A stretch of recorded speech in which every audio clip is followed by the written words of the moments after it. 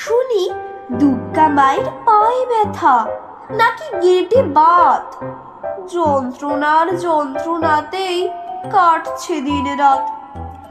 মায়ের সময় হলো মরতে যাবার, কাশফুলই ফোটে। বাবা বলেন, গিন্নি, এই ব্যথা নিয়ে মরতে যাওয়া চলবে না তো মোটে। দেখি এখন মর্ত লোকের মানুষগুলোর স্টাইলে শুধু মন।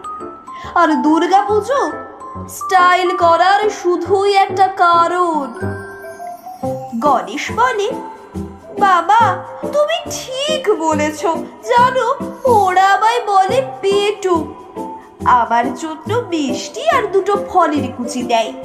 রোল, চাউমিন, বিরিয়ানি নিজেরাই তো খায়।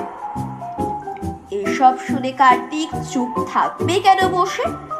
মনের মাঝে বেজায় যে রাগ রেখেছিল পুষে। পোশাক দিয়েই মনে তার ভীষণ ছিল কষ্ট। ধুতি পাঞ্জাবি পরে আর নয় সে সন্তুষ্ট।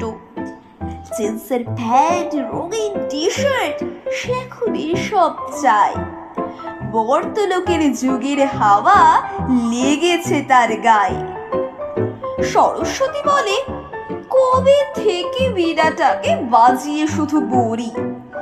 এবার যদি ভালো একটা গিটার দেয় হাতে, আমার এই বোরিং ভাবটা কিছুটা তবু কাটে। লক্ষ্মী বলে, লক্ষ্মী বে বলে ওরা আমায় বসিয়ে রাখে।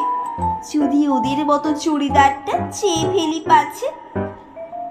এসব শুনে ভোলে বাবার তখন মাথায় হাত।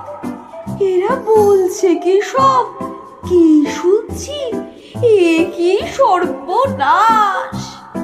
আবার কৈলাসেও এবার তবে লাগলো যুগের হাওয়া। গিন্নি, বাতিল করো এবার থেকে বাপের বাড়ি যাওয়া। আহা, ছেলে মেয়েদের কথায় তুমি দিচ্ছ কেন কান? এ তো প্রতি বছর যাওয়ার আগে ওদের ঘ্যাট ঘ্যাট। বর্তলোকের মানুষগুলো এত মুগ্ধ নয়। সারা বছর ডাকে আমায়, তাই তো যেতে হয়। মেয়েরা বাপের বাড়ি ভুলে না গো স্বর্গ সুখ পেলে। আমি যে ওদেরও মা, কেন যাও বলো তো ভুলে?